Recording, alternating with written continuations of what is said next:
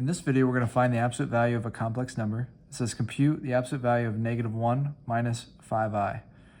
Now you got to remember that the absolute value of a plus bi is actually equal to the root of a squared plus b squared.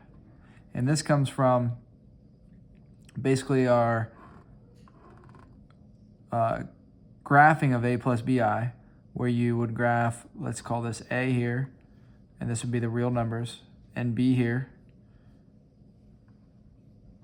So you would have this line here plus this line here. So we're looking at this point C here.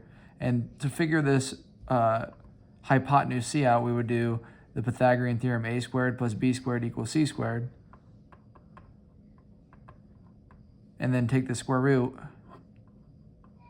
And that's where we end up with the square root of a squared plus b squared is equal to c.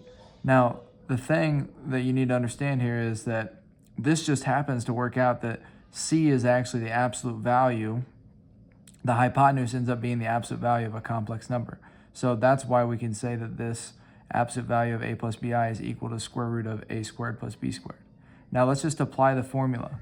When we apply the formula, this would be absolute value -1 minus 5i is equal to square root -1 squared plus -5 squared.